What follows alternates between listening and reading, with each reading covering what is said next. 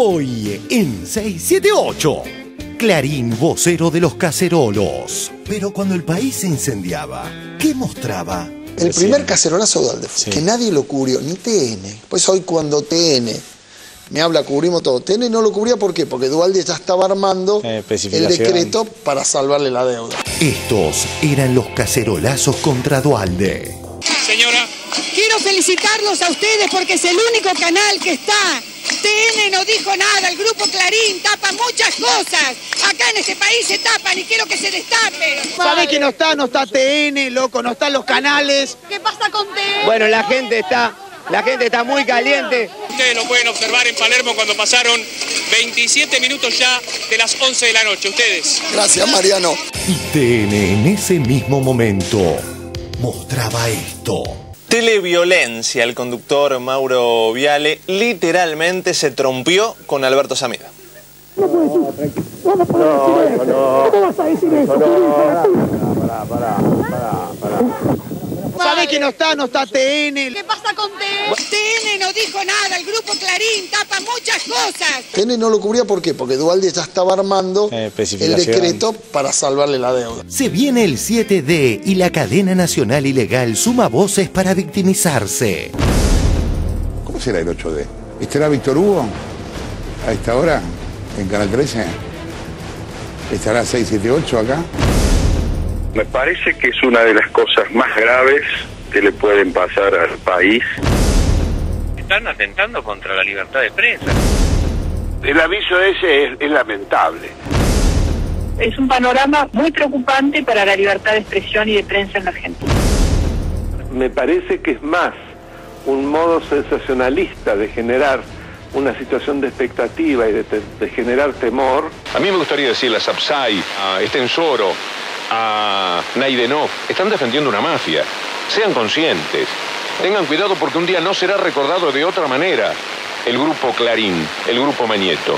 Hay cuestiones del gobierno en los que los podemos acompañar muchísimas veces en la discrepancia, pero hay otras que dan mucha pena que involucre a quienes pueden ser el futuro del país. Y admiten a través de La Nación que piensan en testaferros. Diario La Nación por Mariano Obarrio. La AFSCA envió las primeras intimaciones a fines de julio último. Por eso especulan que Clarín podría presentar una propuesta de desinversión sobre la base de una subdivisión de sus licencias entre sus propios socios. En Clarín lo llaman con sorna Plan Testaferros para Todos. En Clarín lo llaman con sorna Plan Testaferros para Todos. Quedó más claro que nunca por qué el ex diputado Iglesias es ex diputado. Yo, de una de las cosas que me enorgullezco es de haber sido, creo, el primero en definir a este tipo de gobierno como un sistema de estalinismo débil, que es lo que son. Tienen una concepción estalinista y el hecho de que ahí estuviera el señor Sabatel, a quien le dieron ahora el control de los medios, no es casual. Y una de las cosas, de los rasgos centrales del estalinismo era que no se podía salir del país. Vaya casualidad, vaya casualidad. Y segundos después... Yo no pude ir a la marcha esta porque estaba fuera, estaba dando unas conferencias en Europa, pero hubiera ido. Y una de las cosas, de los rasgos centrales del estalinismo era que no se podía salir del país. Vaya casualidad. Yo no pude ir a la marcha esta porque estaba fuera, estaba dando unas conferencias en Europa. Bárbaro se la pasa hablando de 678, pero nunca lo vio. A mí me parece que los ciclos históricos se agotan. Y el otro día me mandaron un pedazo de 678 que no lo veo. Estos dichos son curiosos porque se la pasa hablando de la tanqueta. Cuando yo veo 678 me da bronca porque digo, esto degrada. 678 que no lo veo. A la sociedad hay que ofrecerle esto, no 678. Si 678 y la payasada esa que hacen por 2 pesos, bueno, esos son ellos. Yo en 678 no puedo hablar, hablan ellos. Digo, en los medios de ellos hablan los de ellos, en los medios nuestros los nuestros. 678 que no lo veo. 678. 678. 678. 678. 678 y 678. 678. Si te veo, amor, del otro lado no voy a dudar. Todo lo que veo, más todo lo que siento. Si te veo, amor, del otro lado yo voy a cruzar. Todo lo que tengo es todo lo que intento. Un carnaval, un río bravo, una calle en contramano, un hospital abandonado, la oscuridad. De corazón yo voy andando de tu mano. Oh.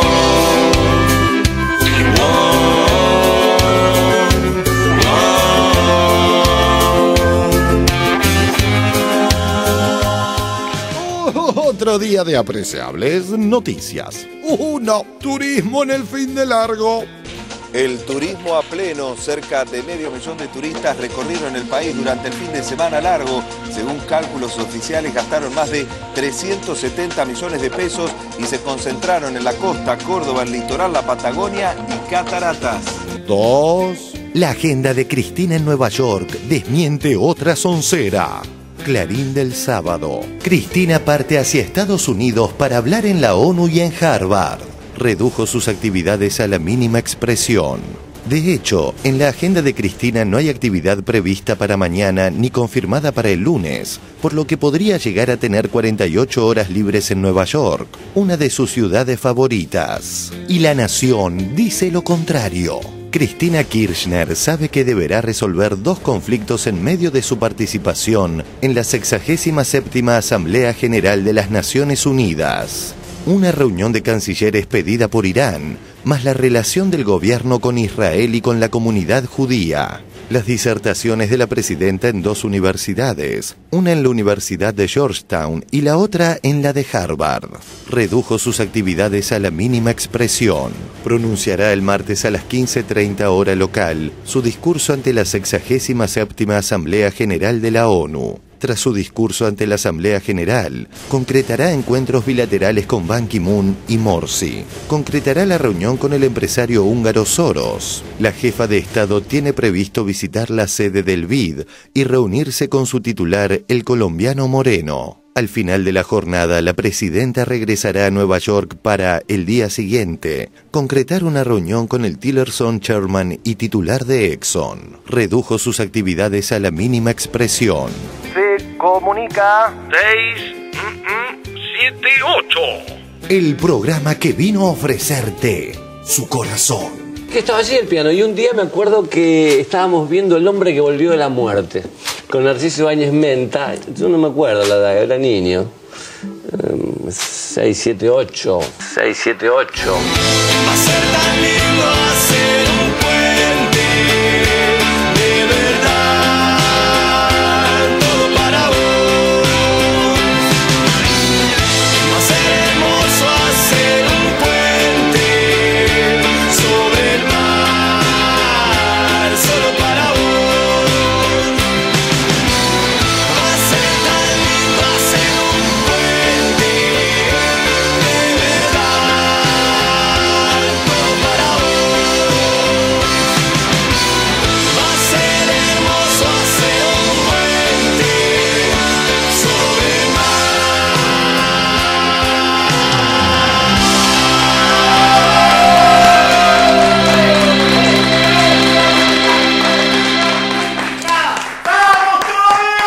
Muy buenas noches, bienvenidos a 678. ¿Cómo les va, colegas? ¿Qué dicen ustedes? ¿Todos bien? Muy bien, buenas noches. Me alegra muchísimo. Hoy está con nosotros para compartir el programa el señor Luis Brustein. Hola Luis, ¿cómo te va? Bienvenido.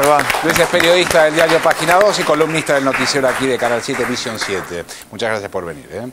Vamos con el primer informe del día, ¿les parece? Tiene que ver con la fecha clave del 7 de diciembre. Así ustedes saben, el grupo Clarín tendría que, ¿cómo se llama? Reconvertir, adecuarse es la palabra, adecuarse al artículo 161, pero planea recurrir a algunos testaferros. Vamos a ver el informe y lo debatimos, dale. El 7D. Según Clarín, se viene testaferros para todos. Así es, y no lo decimos nosotros, ¿eh? En el diario socio de Clarín, La Nación, cuentan cómo los directivos del grupo ya hablan sin tapujos de la utilización de testaferros para desinvertir como marca la ley. Diario La Nación por Mariano Obarrio.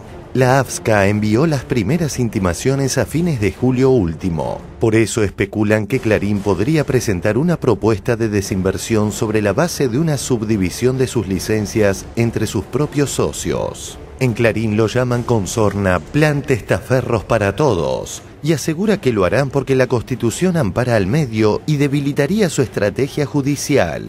A nadie del periodismo corporativo y sus afines parece preocuparle o como mínimo sorprenderle que Clarín ya esté pensando en la utilización de testaferros. Sin embargo, vuelven a llamar atentado contra la libertad de expresión el pedido a Clarín de que cumpla la ley de una vez por todas.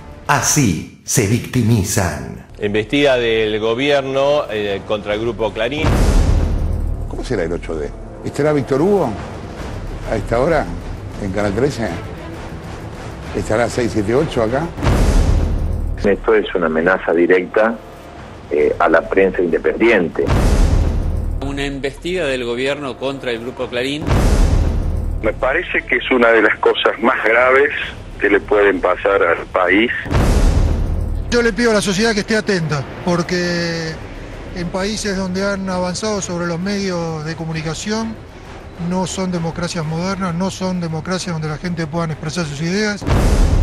Están atentando contra la libertad de prensa. El aviso ese es lamentable. Es un panorama muy preocupante para la libertad de expresión y de prensa en la Argentina. Me parece que es más un modo sensacionalista de generar una situación de expectativa y de generar temor. A mí me gustaría decirle a Sapsay, a Estensoro, a Naidenov, están defendiendo una mafia. Sean conscientes. Tengan cuidado porque un día no será recordado de otra manera el grupo Clarín, el grupo Mañeto.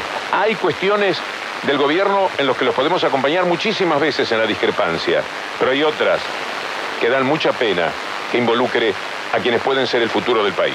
Reiteramos que los militantes de Mañeto nada dicen del plan de Clarín para que nada cambie a través de testaferros, como publicó La Nación. En Clarín lo llaman con sorna Plan Testaferros para Todos. ¿Qué sueños persiguen quienes defienden a Mañeto?, se preguntó Víctor Hugo hace unos días. Hace 15 años el eslogan era periodismo independiente. Hoy es periodismo independiente y periodismo militante. Siempre fue periodismo militante. En cada cosa que se hace. De los dos lados. Se milita. Sí hay dos lados. De todas maneras, el periodismo militante, que así se deja llamar porque tiene afinidad con el gobierno, tiene sueños. Pelea por sueños. Es decir, ve un gobierno que le gusta, dice, incluye a la gente. ¿No crees que alguien puede pelear por plata? ¿Por sueños? Ninguno de ellos. Ninguno de ellos. Vos te referís a Barón, a toda la gente que trabaja en Canal 7. Esos tienen un sueño. Ninguno de ellos miente en su relación de aprecio por lo que hace el gobierno. Ahora decime qué sueño hay detrás de defender a Mañeto. ¿Cuál es el sueño que puede empujarte a que gane Mañeto en este mundo? Hemos el charlado... lado Mañeto de la vida, sí, como yo digo.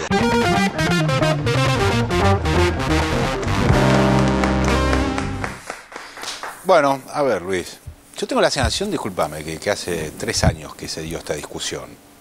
La misma discusión que estamos asistiendo ahora se dio hace 3 años, fue saldada por el sistema democrático, fue saldada en el recinto y demás, y ahora vuelve casi que con el mismo tono. ¿Cómo lo estás viendo vos? No, hace 3 años que se saldó la ley, ¿no? Y después esta discusión tiene mucho más tiempo. Claro. Y muchos de los periodistas que ahora están defendiendo al monopolio, a la existencia de un monopolio en el ámbito de los medios de comunicación, en otra época cuando hablábamos coincidían absolutamente, y iban mucho más todavía más allá que la ley de medios, ¿no? Yo lo que creo que lo que se está dando es una polarización cada vez más fuerte a medida que se acerca esa fecha. La Nata se pregunta cómo será el 8D, el 8 de diciembre. Yo supongo que si el 8 de diciembre está él ahí en esa hora y en ese canal, se hará una autocrítica. Dejará de decir advertencias sobre el tema de la ley de medios y todo lo demás. Yo creo que la puja por imponer una agenda no solamente se da por el lado de la positiva, por la presión infernal que puede tener, se puede hacer a través de muchos medios al mismo tiempo repitiendo un tema, sino también por la polarización, ¿no? Por ponerte en el lado extremo opuesto y hacerte defender muchas veces cosas que uno no quiere defender. A mí por lo pronto me interesa que Clarín permanezca, que siga siendo Clarín, y me interesa que TN siga estando y que no se pierda esa fuente de trabajo y que no se cierre tampoco esa mirada o ese modo de ver el país. Lo que sí me interesa es que no haya un monopolio que tenga la capacidad de controlar el 90% de lo que es la circulación, el flujo de información en un país. Y en ese sentido me parece que no solamente no es estalinista, como se está diciendo, sino que es muy democratizante, ¿no? A ver, Sandra. Sí, yo en realidad me pregunto, me da la sensación de que hay que empezar a ajustar palabras, ¿no? Sin ir más lejos, democracia. Porque es necesario volver a replantearnos a qué le estamos llamando democracia, porque si no, nos encontramos con ese señor que la semana pasada decía que es golpista en nombre de la democracia. Creo que Clarín, la línea editorial de Clarín en relación a la fecha que puso la Corte Suprema, también se encamina hacia un lugar en el que se autoinstituye el Grupo Clarín como la institución argentina.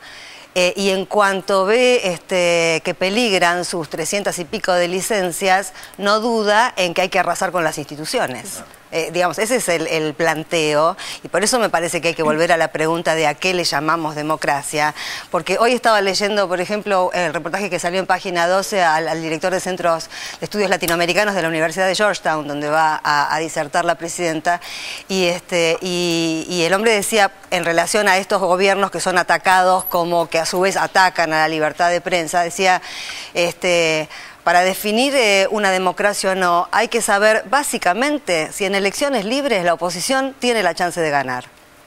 En elecciones libres la oposición tiene la chance de ganar en la Argentina, obviamente que sí. Si no lo gana es problema de la oposición, no es problema de que esto no sea una democracia. A ver, Cintia. Quería hablar concretamente de la ley de servicios de comunicación audiovisual. Digo esto porque hay que aclararlo, porque tal vez la gente que nos ve no sabe que no incluyan los medios gráficos, ¿no? Estamos hablando de las licencias de comunicación audiovisual. Un par de cosas concretas que, porque escucho en el informe, por supuesto estamos todos al tanto, de que la respuesta es atacan la libertad de expresión. Y estaría bueno que supieran todos aquellos que lo dicen, tal vez lo saben y lo dicen igual, que no hay ningún punto de la ley de medios que toque la libertad de expresión. Porque la fortaleza de esta ley, que tiene 3 años, como decías, y discusiones de mucho más tiempo, es que no toca los contenidos, no los toca. No solo no los toca, sino que los contenidos del derecho comparado de la ley están adecuados a todos los parámetros de Naciones Unidas, de la Relatoría de Libertad de Expresión de Naciones Unidas, de la Comisión Europea sobre Libertad de Expresión. O sea, los parámetros están fortalecidos desde el punto de no tocar la libertad de expresión. Tanto es así que lo saben los abogados del Grupo Clarín. Porque cuando ellos se defienden en el fallo por la cautelar, en su defensa nunca plantean un ataque a la libertad de expresión, plantean una afectación de sus derechos patrimoniales. Y ese es como el corazón, me parece que para empezar a entender lo que sucede a partir del 7 de diciembre con respecto a la reconversión de los activos del Grupo Clarín. No es una ley que vaya en contra del Grupo Clarín, es una ley que va en contra de un monopolio. Pero además hay que decir algo, en Argentina ya hay procesos de desinversión. Ha pasado con la industria de la cerveza, con la industria del pan lactal, por citar algunos ejemplos concretos. La libertad de la ley de la competencia ha establecido procesos de desinversión iguales a los que la ley de medios pone para el Grupo Clarín. Y esta me parece que es la cuestión de fondo. Hay una ley votada por el Congreso, no toca la libertad de expresión bajo ningún aspecto. El grupo tiene que reconvertir y si tiene afectados derechos patrimoniales serán susceptibles de indemnización. Porque el planteo acá es que no hay manera de que esta ley sea inconstitucional por todo esto que estamos diciendo. Vamos a seguir hablando de este tema, como vimos en estos días en un spot institucional. TN se mostró como el único canal en cubrir el cacerolazo. Veamos ahora cómo cubría este mismo canal los cacerolazos del año 2002 en contra del gobierno de Duhalde. Lo vemos y lo debatimos, dale. Clarín se asumió como vocero de los cacerolos. Pero, ¿cómo cubría los cacerolazos del 2002? El monopolio ahora repite día y noche un spot donde se asumen como la voz de los integrantes de la Marcha del Odio.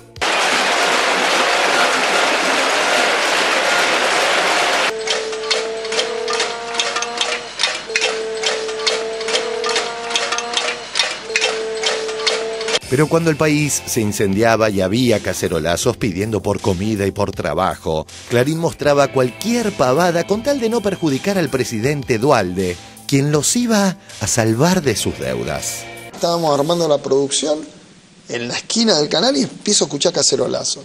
Y ahí mismo me voy al estudio y armamos el programa en base a eso.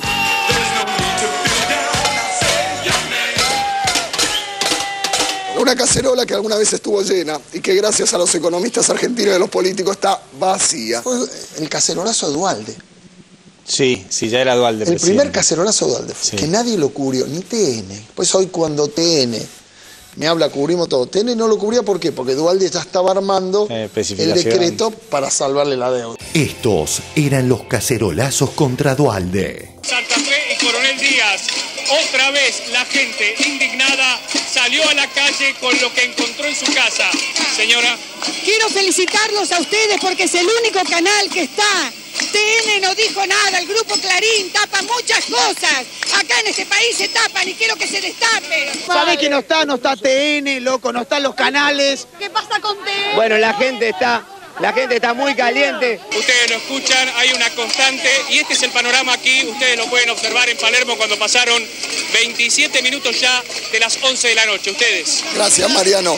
Y TN en ese mismo momento mostraba esto.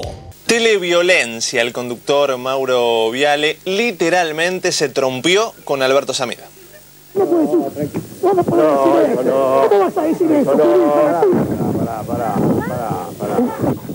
¿Sabe que no está TN? ¿Qué pasa con TN? TN no dijo nada, el grupo Clarín tapa muchas cosas. TN no lo cubría, ¿por qué? Porque Dualde ya estaba armando el decreto para salvarle la deuda. Así de militantes de Dualde eran los muchachos del falso periodismo independiente. El presidente Eduardo Dualde inauguró las sesiones ordinarias en el Congreso de la Nación. Mientras tanto, afuera sus seguidores realizaron una manifestación de apoyo. Era el momento esperado. Con puntualidad, el coche que trasladaba a Eduardo Dualde se acercó como pudo, entre gritos de apoyo, hasta la explanada de la calle Entre Ríos. Y como si fuese un jugador de fútbol a punto de jugar su partido más importante, atravesó la manga que lo depositó en el Salón de los Pasos Perdidos. Saludó con gesto seguro y se encaminó para dar comienzo a las sesiones ordinarias. Al finalizar el discurso, que duró unos 40 minutos, Dualde salió como vino. Fotógrafos, curiosos y manifestantes querían una sonrisa del presidente. Por si no quedó claro, por estas razones es que Clarín era tan obsecuente con Dualde. No nos olvidemos que el doctor Dualde, en su tránsito en la presidencia de la Nación, convirtió la deuda de dólares en pesos. Y el que favoreció fue el Grupo Clarín. Y en la mesa de esa operación estaba el señor Manieto, tomando la decisión, con el señor Remeresnikov y el señor Eduardo Dualde. Estaba el señor Manieto. La tapa del domingo puede venir con nafta o la tapa del domingo puede venir con agua en el momento de la crisis del cambio de presidente. Fue con agua la tapa. En el medio, entre la verbalización y la tapa, estuvo la especificación asimétrica.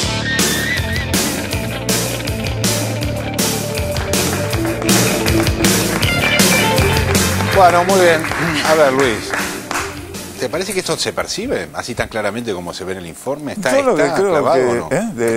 lo que creo es que hay una discusión que se instaló en los últimos 8 años en los ámbitos del periodismo, ¿no? Sobre todo en las escuelas de periodistas, donde aparece la figura de los medios como contrapuestas, como equilibrio, como control, referenciadas con el poder político, ¿no? Tiene que estar en el lugar opuesto. Un periodismo no es periodismo, sino es oposición.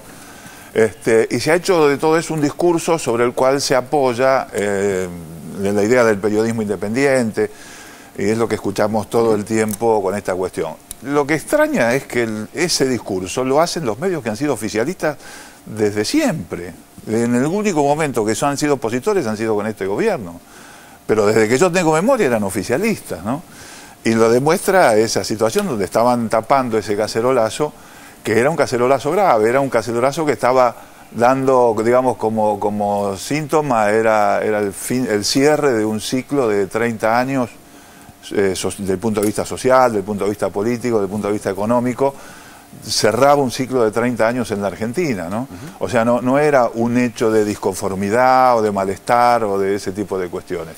Y por supuesto después está todo el planteo donde los medios también intervienen en una realidad donde tienen intereses económicos también y juegan en función de esos intereses, y en ese sentido está bien mostrado, digamos, cuál era la relación que se planteaba Clarín en ese momento con Dualde, ¿no?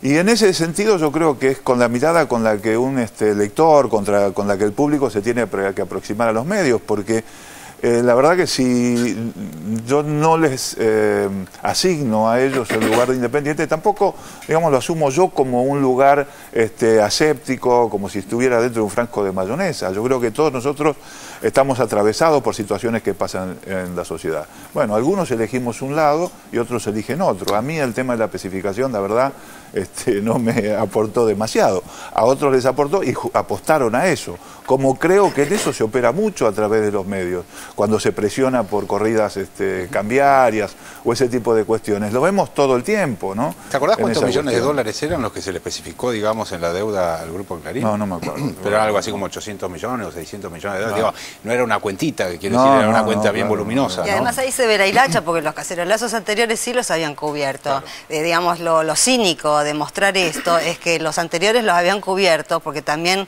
la suerte de ellos estaba echada junto con De la Rúa y apostaban a transar con el gobierno que siguiera. Entonces, cuando empezaron a hacer la negociación con Duhalde, ahí retiran las cámaras.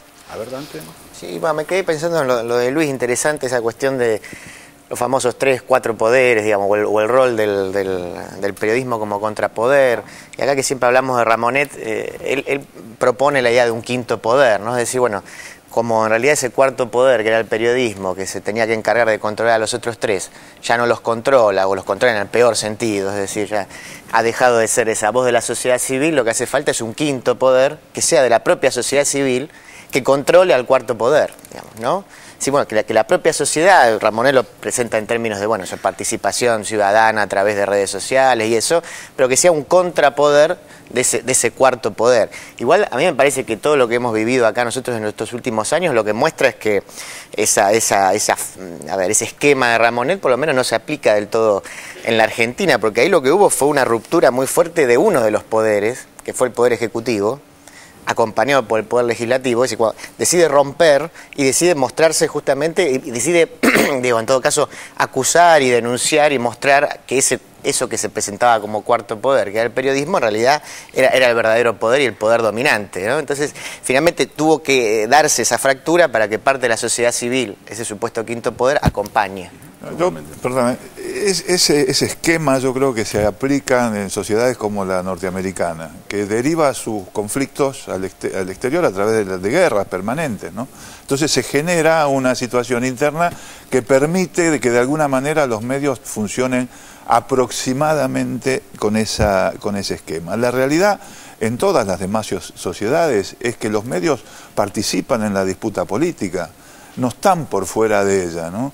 Y yo no creo que, no sé, no se me ocurriría cómo se podría inventar un quinto poder. Yo creo que la mejor forma es encontrar la diversidad.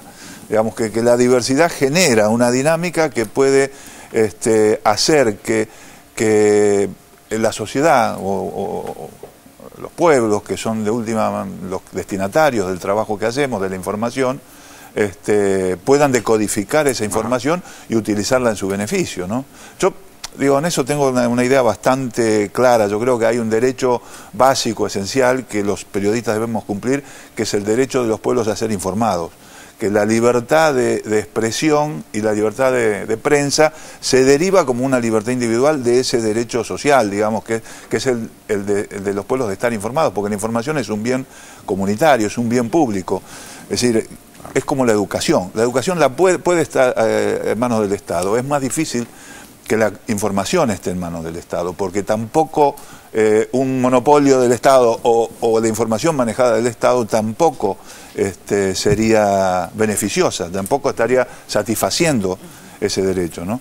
Bueno, yo lo que creo es que la manera de equilibrar eso es a través de la diversidad.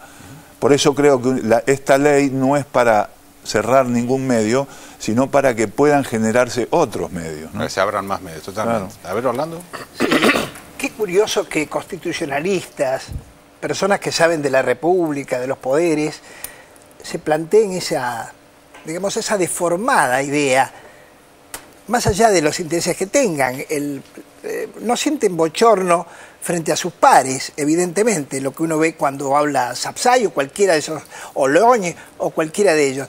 Lo segundo que se me preocupaba, ¿qué hubiera ocurrido, esto que se hace siempre contrafáctico, si allá por el fines del 90, cuando se forma este grupo corporativo de la manera en que se concentró, los medios hubieran corrido, como habla Bluestein, con diversidad, con pluralidad. ¿Qué hubiera pasado? ¿Qué hubiera pasado con los cables en todo el mundo? No hubiéramos estado en la situación que estamos ahora, en la situación en la que dependemos de esta ley. Lo segundo que se me ocurre, básico, elemental, que a mí me enseñaron, de que hay 3 poderes en el Estado, ¿no es cierto? Que el Parlamento de algún modo representa a la sociedad, al pueblo, a los votantes, que sepamos el Parlamento por mayorías votó la ley de medios, una ley de medios que fue ya puesta en vigencia, digamos, hace 3 años, y hay alguien que no la quiere cumplir. ¿Cómo se le llama a eso? No quiero parecerme a Fidel Castro al revés, pero ¿cómo se le llama? ¿Cómo le explicas a un alumno? ¿Cómo le explicas a un alumno que la ley está aprobada, pero que hay un grupo? Y entonces volvemos. Cuando yo era niño, yo oía a los mayores que decían, hay intereses creados. Esa cosa conspirativa que tienen los pueblos de algo que desconocen, y a lo mejor alguno de ustedes lo oyó por referencia. Bueno, ya sabemos cuáles son los intereses creados. La diferencia que en estas generaciones se ha aprendido, los intereses creados son esos que están ahí y que hemos visto, y que no quieren ceder. La pregunta es, ¿qué le queda a la democracia y a la ley para que se cumpla?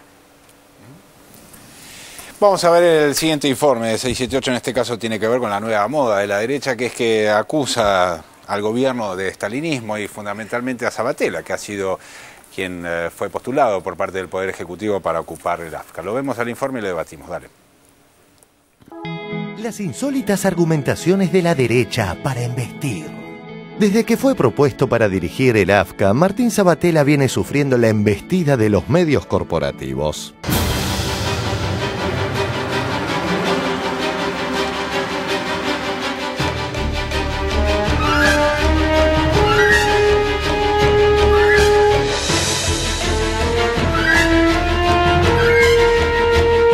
Diario Clarín. Refuerzan el perfil político del ente que controla los medios. La presidenta propuso para presidir la AFSCA a Martín Sabatella. A ver la foto que acompaña la noticia. Ah, qué aplaudidor. Digo, Sabatella es esto, ¿eh? Es un estalinista y un oportunista. ¿Y usted piensa que está calificado para ejercer ese cargo? Está calificado para ser cruel. Está calificado en términos de la orga. Es un estalinista y todo estalinista es cruel. Es Martín Sabatella, líder de Nuevo Encuentro, una agrupación de sectores diversas, patrullas perdidas de la izquierda ortodoxa argentina que se han sumado al kirchnerismo. Vine a trabajar de comisario político de los medios. El programón de bajada de línea mostró cómo años atrás Clarín no maltrataba a Sabatella de esta manera. A los 33 años logró la reelección como intendente de Morón por paliza. Martín Sabatella hizo campaña con el curioso eslogan «Votalo solo o cortá boleta». Y la gente le hizo caso. Sacó el 53% de los votos contra el 23% del candidato justicialista. Bueno, con los mismos principios, con los mismos ideales, con las mismas convicciones, con la misma convicción de que se puede gobernar y ser coherente, que se puede gobernar con lo que uno cree, que se puede combinar una visión progresista de la gestión del Estado con eficiencia, con transparencia, con honestidad. Sabatella cobra un sueldo mensual de 3.600 pesos y tiene declarado un patrimonio de 26.500. Alquila su casa en Castelar y tiene un auto que lo compró en cuotas. Creó una oficina anticorrupción y firmó un convenio para auditar los contratos de su comuna. Esto tuvo repercusión. El prestigioso diario The Wall Street Journal le dedicó una nota de tapa el 1 de julio pasado titulada «Una lucha en solitario contra la corrupción en la Argentina». Felicitaciones, ganamos, Todo bien. Muy bien, Felicitaciones. Gracias. Su prolija gestión desde el 99 fue reconocida por los moronenses. Sabatella, un bicho raro en la política vernácula, camina a las calles de su ciudad y solo recoge saludos. Todo un símbolo para una comarca donde en los 90 era la piedra del escándalo. Bien. Ese Sabatella sigue siendo el mismo, solo que ahora en esta separación de intereses tan fuertes, los corporativos y los del Estado, los del pueblo y los de las mafias, para decirlo de una manera bien rotunda y bien clara y tal como lo siento, ha determinado que quede en un sector opuesto, pero no se puede perder el respeto, es la misma persona. La moda de comparar al gobierno con el estalinismo sigue creciendo en estos sectores de rancia derecha. Esta embestida del gobierno con respecto a los medios del grupo Clarín. ¿Cómo lo tomé? Y me causa miedo. Esto no es el peronismo. Si alguna vez fue el peronismo, Perón se autocriticó. Esto es estalinismo puro. Esto es el resto del PC derrotado en el mundo que nos vienen a injertar acá. Lo que están buscando es que no quede nadie. Lo que están buscando es que no quede nadie. Pero acá no van contra el monopolio, van contra la libertad de expresión. No me imagino a Lula o a Dilma peleando contra o Globo. Quanto mais TV, quanto mais jornalismo, quanto mais programação cultural, quanto mais debate político, mais democracia nós vamos ter nesse país e menos monopólio nós vamos ter no meio de comunicação no nosso país. Porque a Globo só mentia a respeito da greve. Ela não dava as informações corretas, não dava o número de participantes corretos, não dava as nossas deliberações corretas, não dava o número de pessoas paralisadas corretamente. Ela só informava sobre os interesses patronais. No me imagino a Lula o a Dilma peleando contra o Globo. A democracia pressupõe a liberdade de comunicação, a liberdade de expressão. E não haverá liberdade de expressão se os meios de comunicação não forem democratizados. Se você tem um instrumento de comunicação que por dia ele fala com 60 a 70 milhões de pessoas e o controle das mensagens é feito apenas por uma equipe ordenada ideologicamente por um senhor, né?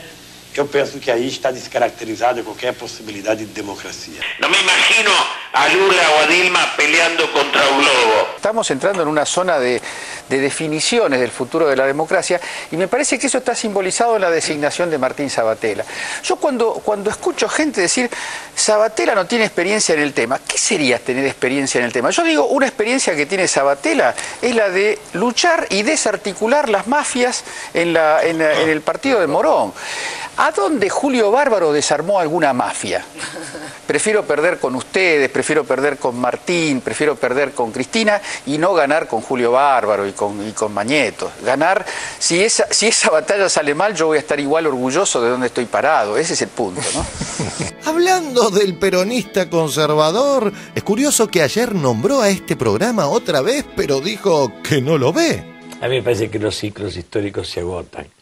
Y el otro día me mandaron un pedazo de 678 que no lo veo. Estos dichos son curiosos porque se la pasa hablando de la tanqueta.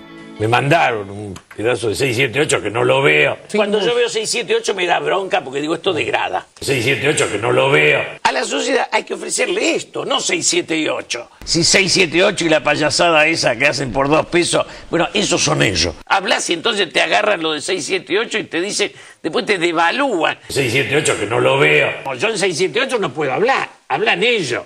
Digo, en los medios de ellos hablan los de ellos, en los medios nuestros los nuestros. Nunca existió 678, nunca me vi yo reflejado en un canal oficial donde se ríen de mí a mis espaldas. Terminamos con 678 que tiene unos pocos que lo miran. Y a 678 no voy porque no me invitan. Y además me aburriría. 678 que no lo veo. 678. 678. 678. 678. 678. 678. 678. Otro que embistió con el argumento del estalinismo es el ex diputado Iglesias, quien, con sus dichos, vuelve a confirmar por qué es un ex diputado. Yo, de una de las cosas que me enorgullezco es de haber sido, creo, el primero en definir a este tipo de gobierno como un sistema de estalinismo débil, que es lo que son. Tienen una concepción estalinista y el hecho de que ahí estuviera el señor Sabatella, a quien le dieron ahora el control de los medios, no es casual. Y una de las cosas, de los rasgos centrales del estalinismo era que no se podía salir del país. Vaya casualidad, vaya casualidad. Y segundos después... Yo no pude ir a la marcha esta porque estaba fuera, estaba dando unas conferencias en Europa, pero hubiera ido. Y una de las cosas, de los rasgos centrales del estalinismo era que no se podía salir del país. Vaya casualidad. Yo no pude ir a la marcha esta porque estaba fuera, estaba dando unas conferencias en Europa. Finalicemos con estos testimonios de quienes escaparon del país desde Ezeiza para ver a Maravilla Martínez. Lo que la gente ha salido a defender, para mí, es la libertad. La libertad. la libertad de salir del país.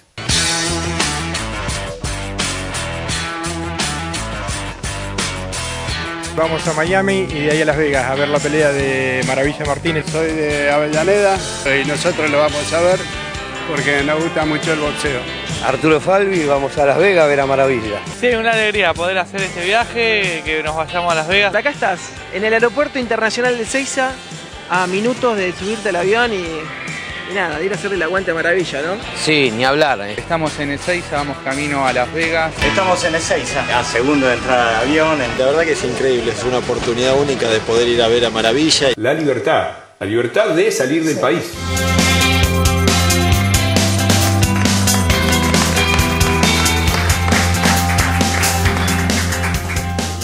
Bueno, muy bien. Me dicen en la producción que Julio Bárbaro fue invitado al programa a debatir junto a Artemio López, pero no quiso participar del debate, porque no ve 678, esas cosas. A ver, estimado Luis, contame, ¿qué pensás del informe? No, a mí lo que no me gusta es esa costumbre que tomó esta gente de denigrar a la persona que no piensa como ellos, o que...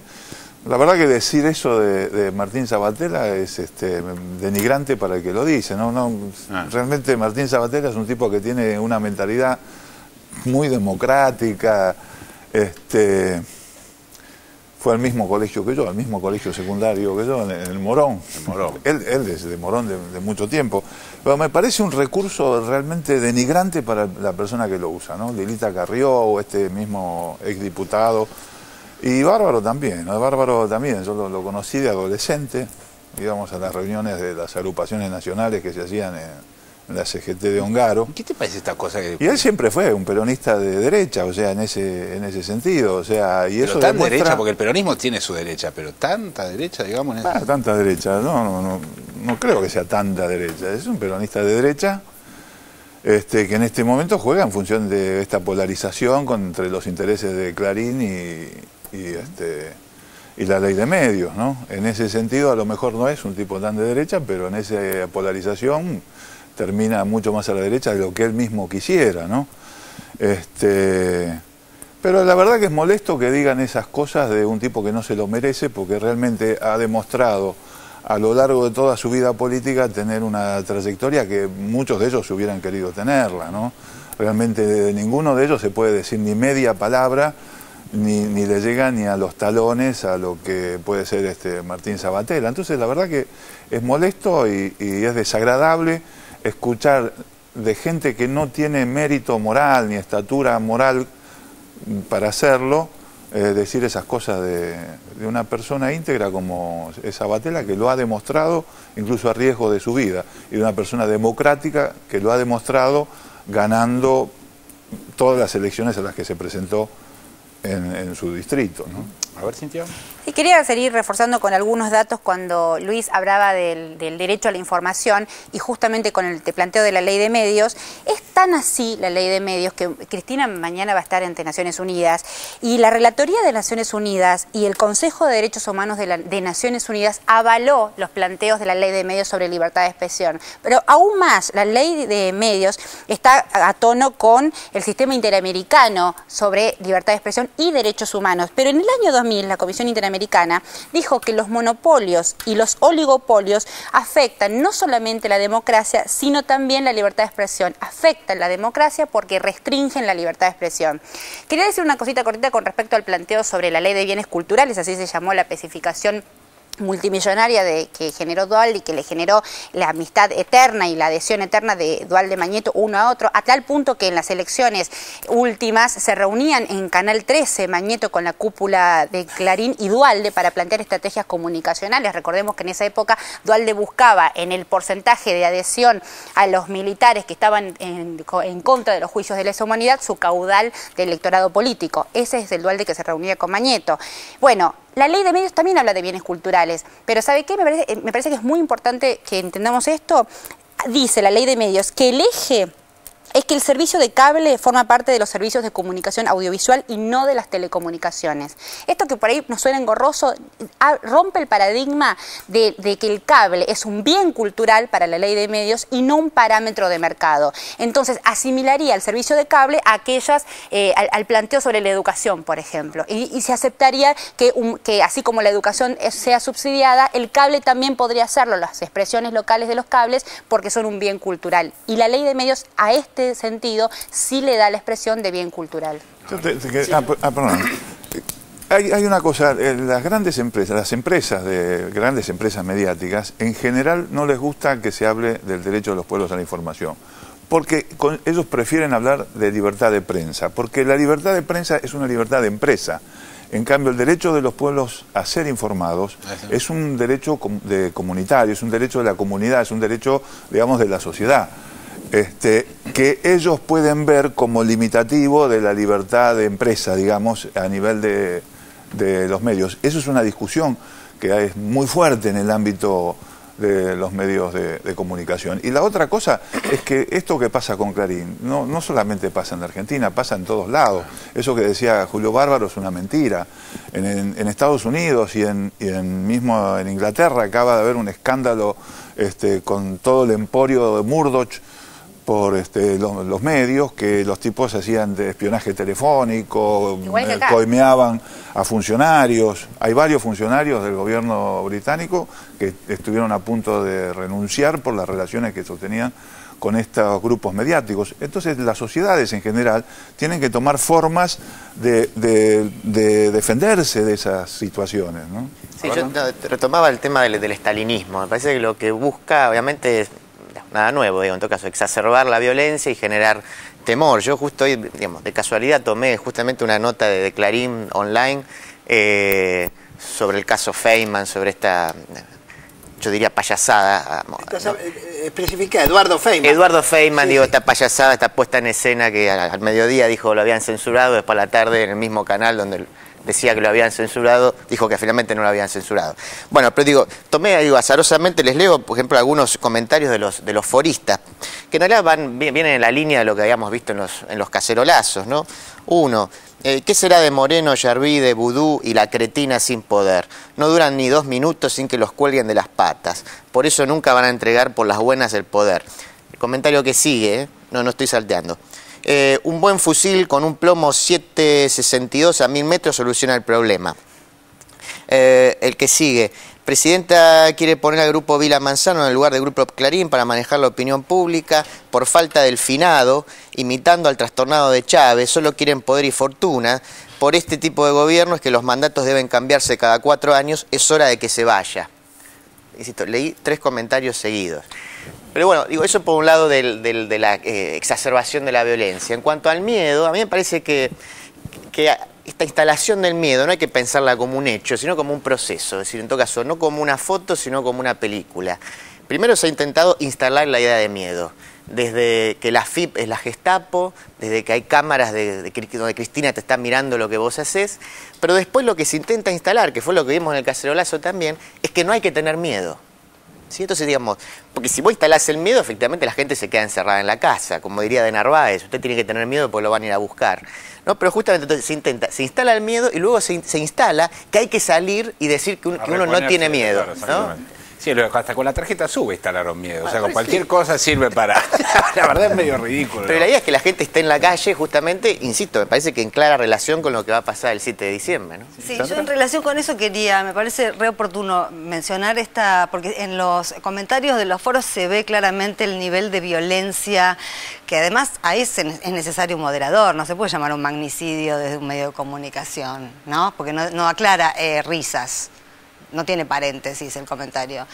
Y un poco creo que estamos repitiendo una escena del 2008 y estamos, me parece, en una fase en la que, ¿qué es lo que pasa? Cuando viene la andanada del odio, lo que hay es un repliegue como para ver cuál es la mejor manera de responder para no entrar en la provocación. A ellos no les hubiese venido nada mejor que una contramarcha a los 2 días para generar episodios de violencia, todos lo sabemos, y además se están metiendo en los Facebook y en las redes sociales disfrazados de kirchneristas que tiran fechas falsas, etc. Ahora, esto se parece un poco a lo que pasa en el plano público. Ellos mienten, tergiversan. ¿A qué lleva? Lo hemos vivido nosotros en carne propia. Contestás una vez, contestás 2 veces, a la tercera vez que te das cuenta que cualquier cosa que digas va a ser usada en tu contra, decís, no te contesto nada. Pero ¿qué pasa en la vida cotidiana? ¿Qué pasa en las familias? ¿Qué pasa en las oficinas? ¿Qué pasa en los taxis, en los laburos? Esto infecta nuestra vida cotidiana y en ese momento de repliegue en el que estamos, como viendo qué nos dice la señora que está sentada al lado nuestro en la peluquería, ¿viste? Creo que es un momento como para reflexionar, efectivamente no entrar en provocaciones, pero tampoco permitir que nos sigan faltando el respeto. Porque no es que hay medio país que es chupamedias, que apoya por los planes sociales, que somos todos corruptos, que somos como una subespecie humana que no tiene derecho a la civilidad. Entonces hay un momento donde hay que decir, bueno, para un poquito. Totalmente de acuerdo. Señores, vamos a un corte, en un ratito volvemos con más 678, dale.